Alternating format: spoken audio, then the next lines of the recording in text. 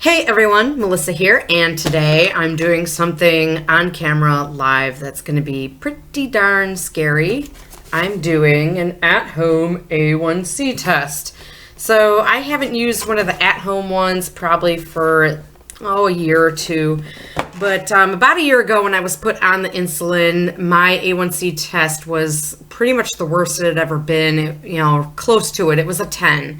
And I think my last A1c, which was probably about 5 or 6 months ago, was right around a 7. It was either 7.1, 6.9, a 7. It was right in that realm. So I already have some of the components for the A1c test out because it takes 5 minutes.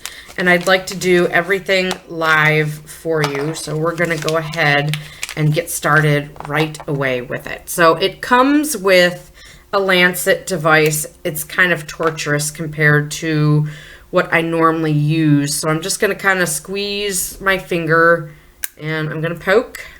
All right. You need a decent sample. And then you're going to use this little guy and suck the blood up. And I think I need more.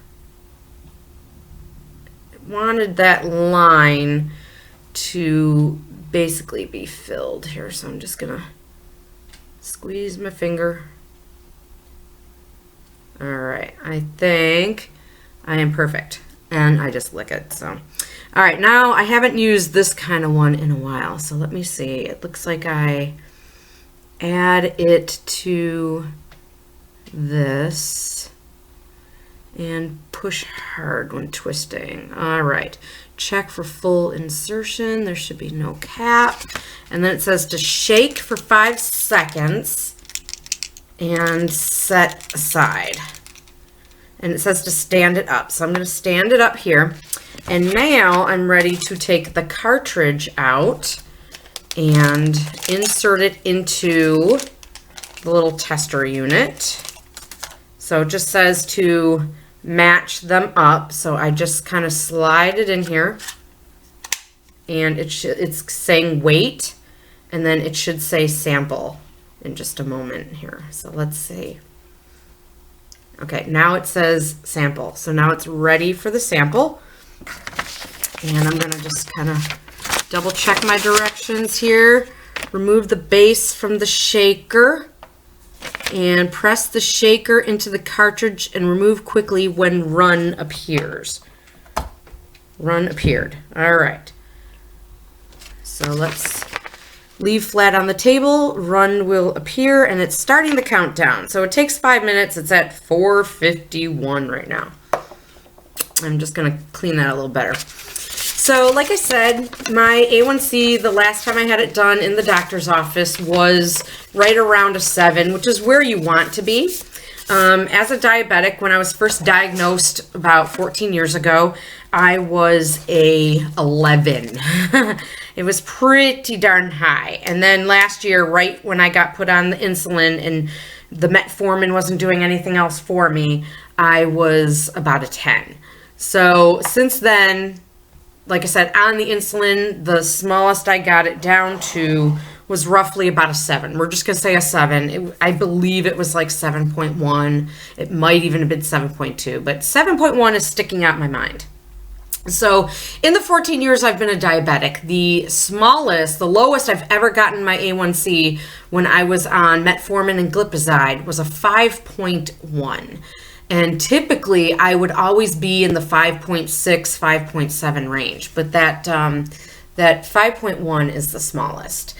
Now, I've been eating, for those who haven't seen any of my other videos or anything or don't know me, I have been eating based on Dr. Fuhrman's Eat to Live book. So I've been eating whole food, plant-based, no oil, and I'm almost at the 7-week mark for eating. And, just a quick update, about 4 months ago, shortly before I started this, I was about 198 pounds. And today I am 168. So I've lost 30 pounds, and about 22 of that has been since being on this whole food plant-based diet. So this to me is a new way of life. I can't say I don't ever cheat. Once in a while, like maybe once a week, I will have a salad at Panera Bread that has the feta cheese on it. Or, once a week, maybe I'm going to have like 2 bites of my kid's pizza or something like that.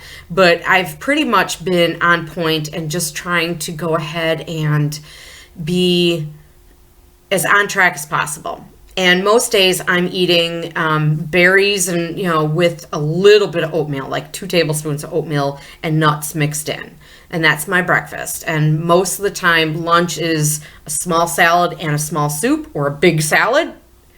And dinner is usually the same thing. But the last couple days I've been on a kick of having a small bowl of soup and then having a plate of raw veggies with some homemade hummus, and that's been my dinner. And I'll have the soup at like 4:30, and then at like 5:36 is when I eat those veggies, and then I'm done. So also in regards to the diabetes, and it's got 1:54 left, I have gotten off the insulin since eating Eat to Live. So since eating plant-based, 7 weeks ago, I was on 70 units of insulin a day, and I was on Victoza as well. And I've now been off insulin for about a week and a half, insulin free. And my numbers in the morning are like about 92, 93. I'm still having a couple evening, like after dinner readings that might be about 133, a little higher than average, but not like insanely high. So I haven't really been fretting about that. Even his books talk about how it's just going to keep getting better as the weight gets off and as I keep eating this way, and things are going to get better. So I'm not sweating it, and I'm not worried about taking the insulin. I'm just staying off. And we've only got a minute left. I'm hoping that the level is good. I'm hoping it comes out really nice and we can see an improvement in what's been going on. So I'm really excited. It's almost done with the countdown. But he also has a book that's called The End of Diabetes, and it's really informative. And it does talk about how so many other people do low carb, high fat, and how that can actually be counterproductive, especially for diabetics, in preventing heart disease and high cholesterol and high A1Cs and helping us lose weight. So I've done low carb, high fat for years, and I was still fat. It didn't do anything to help me, and this is helping me. So this is something I'm now passionate about, and I don't miss meat. I don't miss the dairy. I don't miss the eggs. I don't miss oil. I don't miss any of that. And we've only got a few seconds left, so I'm so excited. I will show you the result. Let's see what it is. 8 seconds. 7, 6, 5, 4, 3. Let's see. Come on. It's giving me... Oh, cool. All right, you ready to see what it is? It is... Oh, come on. Don't go away now. Here, it's coming. 5.6. So 5.6. And I've only been eating this way, like I said, almost 7 weeks. So I've been on it for 6. So about half this A1C is still when I was on the insulin and eating crappy. So I'm so excited that this box comes with 2. So probably in another 2 months or so, let's see, it's June, so maybe the beginning of August or end of July, I'm going to go ahead and live do the second A1C test and see if it's even better. And that will be completely off insulin. So this is 7 weeks worth of almost no insulin. I've been lowering the dose, and it's also just, being on insulin for a couple of those months. So I imagine when I'm completely got this way of eating in the A1C test and nothing else, I think it's going to be even lower. I am very excited about that. To just know that my A1C is a 5.6, and I have been eating this way with no meat and eating higher carbs because I'm eating more vegetables. I'm eating oatmeal, occasionally things like quinoa and barley and, the occasional grain, not anything too major with the grain, but to just see that number and know that this is working and I'm seeing big improvements, I'm excited. So I do have a Facebook group that's just for diabetics and support while eating this style with Eat to Live and, and Dr. Fuhrman's Nutritarian plant-based diet. So if you are even just still thinking about it and thinking about trying it and wanting more information, I'm going to put the link to that group down below so that you can join and you can learn more about it, because I really feel that this way of eating is the way to go to reduce this and to potentially cure our diabetes, which for the 14 years I've been a diabetic, I didn't think that was possible. So I want to thank you for watching. 5.6, so cool. And I will see you all soon with more videos and getting started and getting ready and doing this together. So I will see you soon. Thanks for watching. Have a great day. Please subscribe. Bye.